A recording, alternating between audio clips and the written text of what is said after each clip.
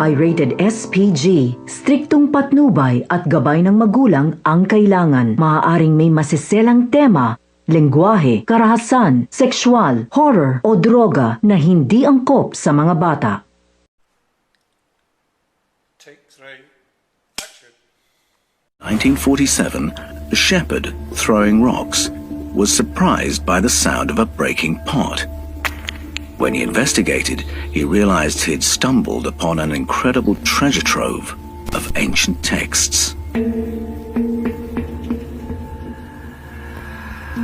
Between 800 and 900 manuscripts have since been recovered, among them some of the most important historic and religious texts ever found. Among them, the Book of Enoch.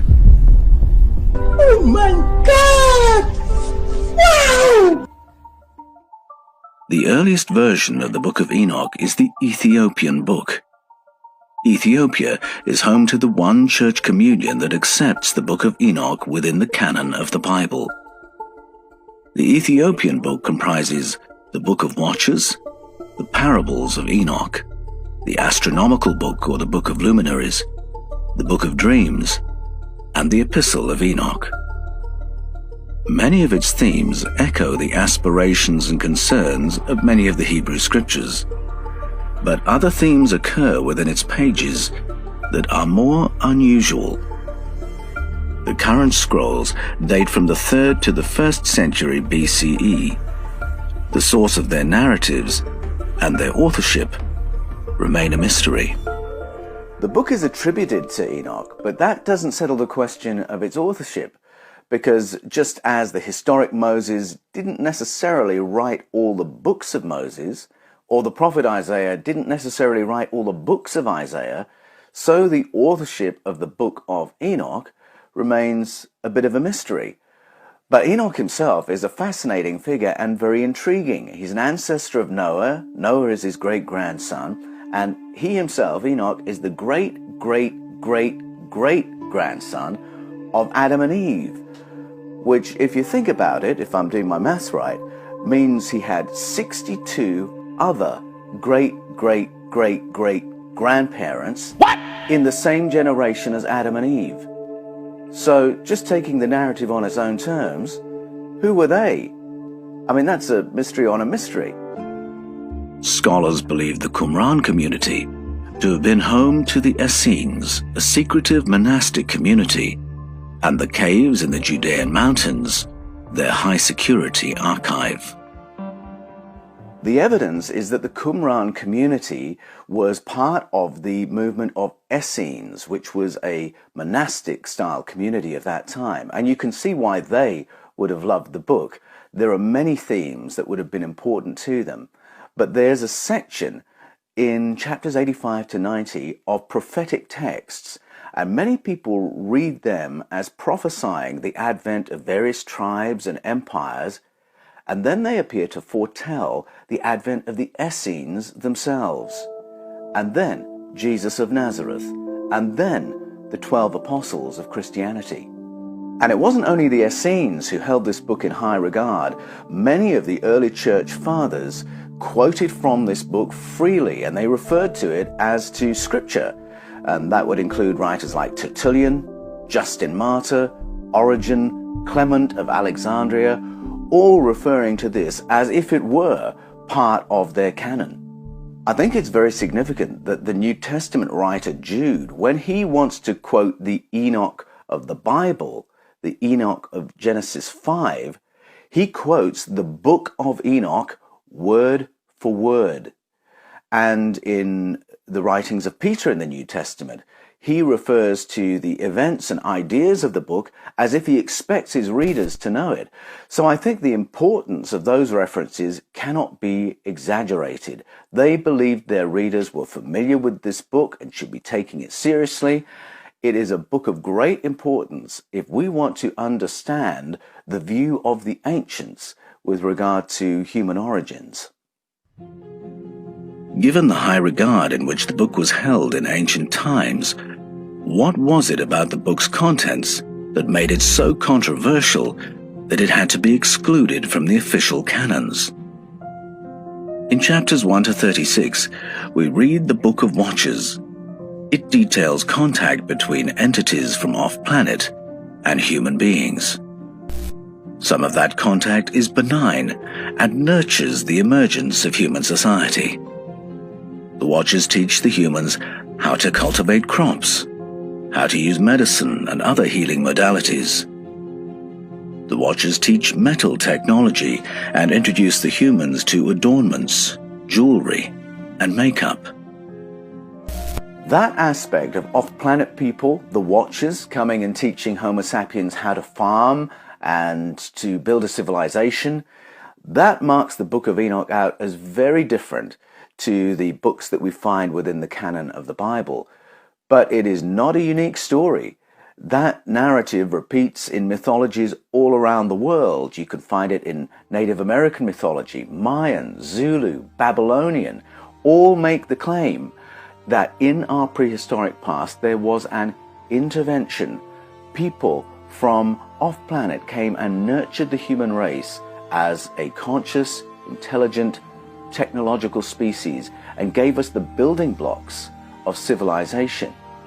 But though that narrative has been allowed to remain in indigenous mythologies all around the world, it seems that that admission of a wider ET family was an admission that the Jewish and Christian religious authorities were not willing to make. Of all the lessons given by the Watchers, one that concerns much of the Book of Enoch is the lesson in astronomy. This is another aspect in which Enoch differs from the other Jewish texts. Astronomy or astrology, which were all part of the same thing at that time, not favorably looked upon in the Bible, but it's there as a theme in Enoch. Again, where there's a point of difference from the other Jewish writings, Enoch finds correlations in other world mythologies. The moment you listen to other world mythologies, you hear the same notes. Mayan astronomy is a byword for sophistication.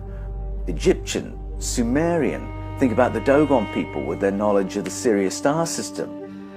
In Enoch, we're told about the movement of the moon around the earth around the sun, the fact that the moon reflects the sun's light, the nature of eclipses and the cycles of the moon.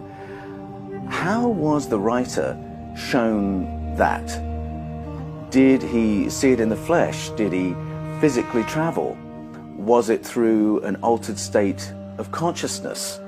Was he shown textbooks? Was it a remote viewing? By the time we're in the late chapters of the Book of Enoch, the suggestions are there that it was all of those.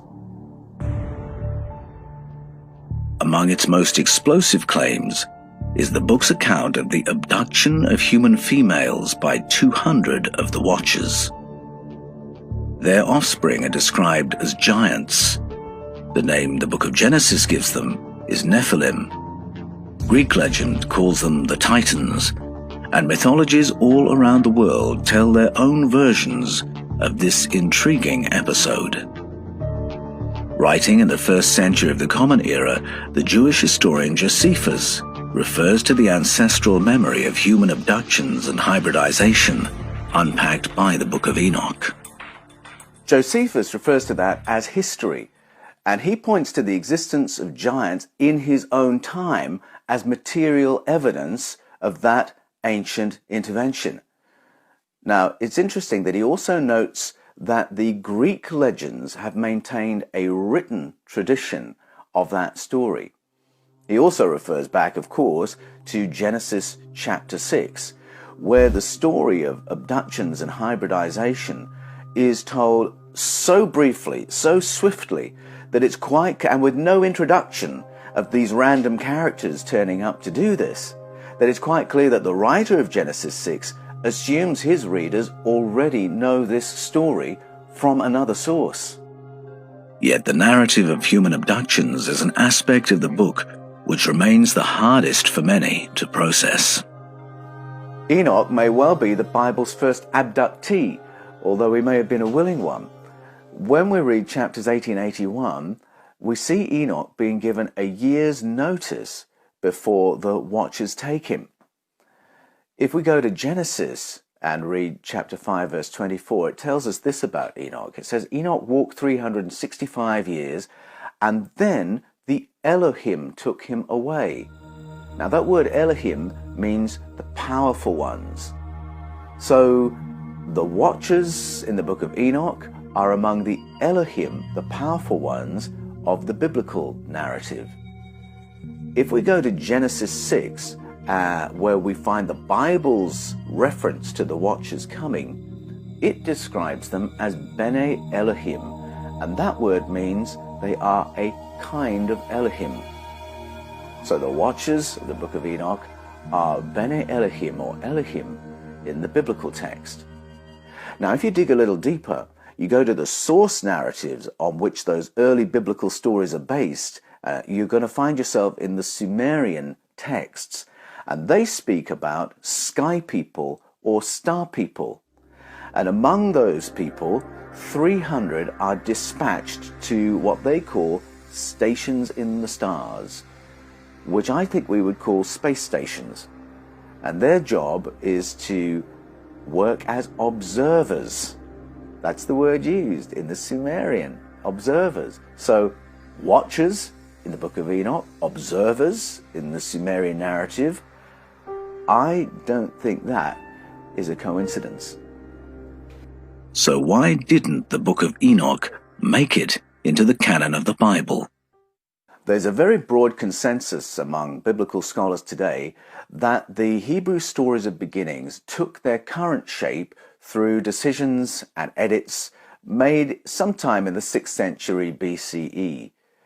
In Christianity, decisions were made from the 2nd century onwards that shaped up what was to become the New Testament and made the call to glue it to the Hebrew canon to create a Christian Bible. Now, all those decisions were taken on the basis of a monotheistic world view, and so the edits in the Hebrew scriptures were to monotheize them. And their worldview was that we are alone in the universe. And so when they found other texts, including the book of Enoch, where so much is going on that acknowledge other entities, off-planet entities, entities that seem to have intergalactic technology or even interdimensional technology, they could not admit those because, in the language of the ancients, they simply presented too many gods. My book, Escaping from Eden, argues that this edit made in the 6th century BCE of the Hebrew canon may have solved the problem of too many gods, but by conflating the idea of God with these other ET entities, which in the Bible are just a translation away from being blindingly obvious, by doing that, the editor has taken the ET narrative and pushed it almost out of sight. And at the same time, he hopelessly confuses how we understand God in the Bible, because we end up blaming God for things that were really the responsibility of ET entities in their interactions with ancient human beings. I believe that, correctly translated, the Bible is peppered from start to finish with non-human entities. Think about the Nephilim, the Anakim, the Elohim, the Bene Elohim, the Sky Council, the one like a human being in the book of Ezekiel. These are strands within the biblical tradition that the institutional Judaism and Christianity of the day did not want to do business with and just tactfully ignored. The book of Enoch, by being so specific about them, blows all that open. With a worldview that says there's no such thing as an ET, monotheizing the canon of the Bible had to mean excluding these other narratives. Why was the narrative of ancient ET contact suppressed?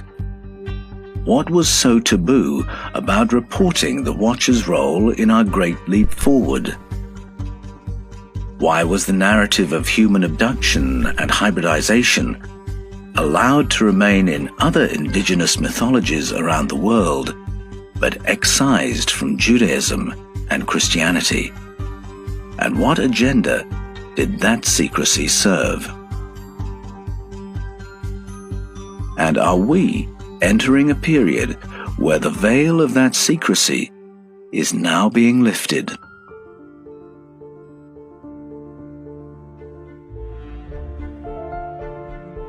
Thank you for watching The Fifth Kind. We hope you enjoyed this thought-provoking program. With ever-changing algorithms, updates, and censorship regulations on YouTube, this video and others like it could soon become much harder to find. If you like our work, and you'd like to know whenever we publish our latest videos, it's really important that you click the bell icon and turn on channel notifications just next to the subscribe button.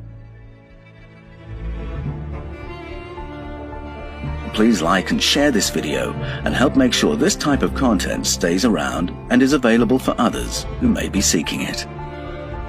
Please check out our official website at www.thefifthkind.com, where you can sign up to receive our latest newsletters, stories,